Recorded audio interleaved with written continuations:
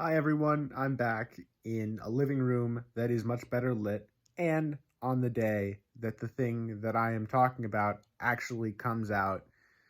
I'm of course talking about the Book of Boba Fett, Chapter 4, and I'm going to say up front there's going to be spoilers for the episode, but there's only one thing near the end that I would consider a pretty good sized spoiler. Not a huge spoiler, but one that you might want to avoid. So, uh, if that's you, I will let you know when that happens. But for now, it's just plot synopsis.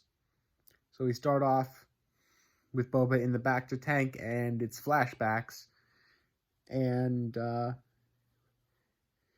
and the flashback starts right around the time of Mandalorian Chapter 5, where he's on Tatooine and tracking down Fennec Shand, and Boba finds Boba finds her and brings her to get prosthetics that we saw in her stomach in Mandalorian season 2.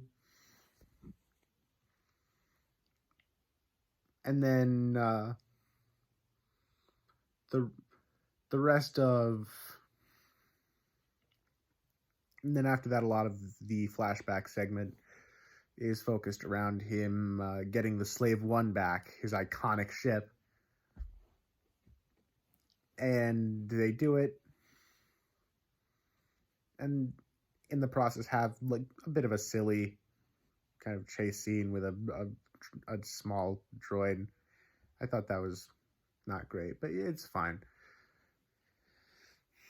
And then they get to a ship and they open the bay doors and they're able to escape. And Boba has his iconic ship back, to which they will never refer by its actual name because stupid reasons.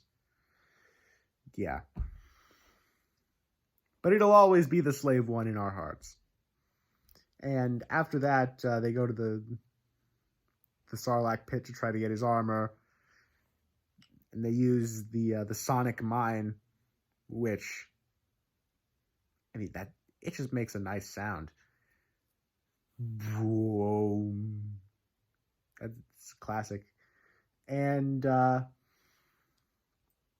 after that,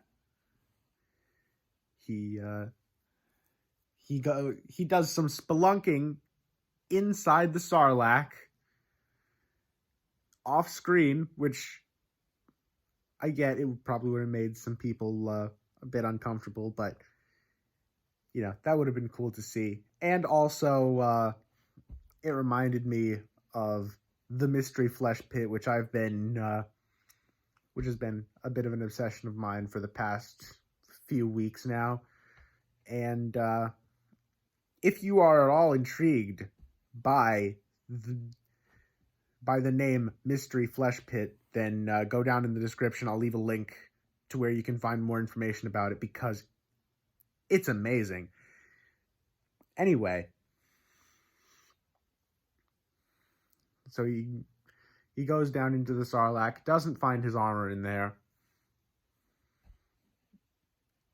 and then he and Fennec decide that they're going to be a team. And then the flashback cuts forward to the post-credits scene from Mando Season 2, where Boba Fett takes Bib Fortuna's throne, and Boba is fully healed after that point, which seems to definitely suggest that we won't be getting any more of these flashbacks.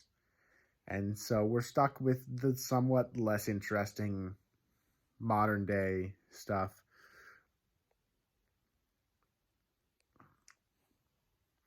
And so Boba hosts a dinner with all the crime lords on Tatooine, where they basically all agree that they'll be cool with each other existing, and where Boba and his team are going to be basically the only ones trying to fight off the Pikes. And then we see Chrysanthemum beat up a bunch of Trandoshans because, Wookiees and Trandoshans are natural enemies. And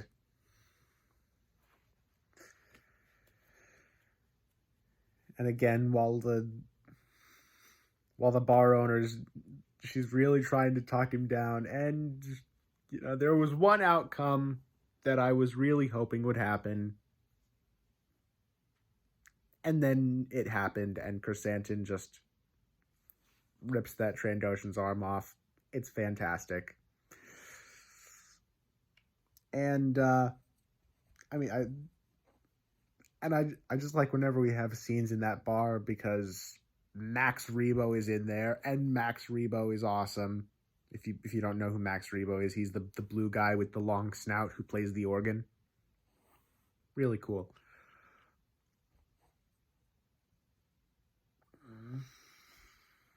And then Boba offers Chrysanthemum a job again, and we don't know if he takes him up on it. And now, this is the one thing that's a bit of a spoiler. So they're talking about hiring someone to help them with the whole Pike situation. And we hear a leitmotif on the bass recorder. It's the Mandalorian theme. And that leitmotif, man, that just hit me with dopamine.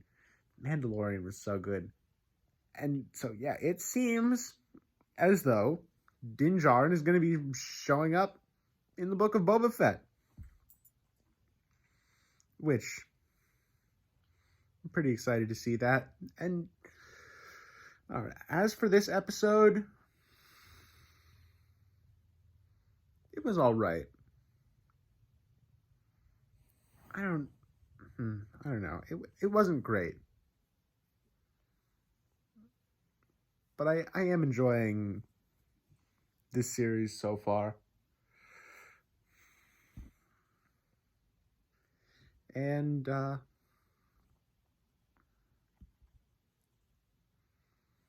yeah, that's about all I have to say about it. And this is just another reminder that Friday, January 28th at 5:30 p.m. Eastern Time, I will be on Twitch streaming Pokemon Legends Arceus. So be sure to check me out there. And until next time, farewell.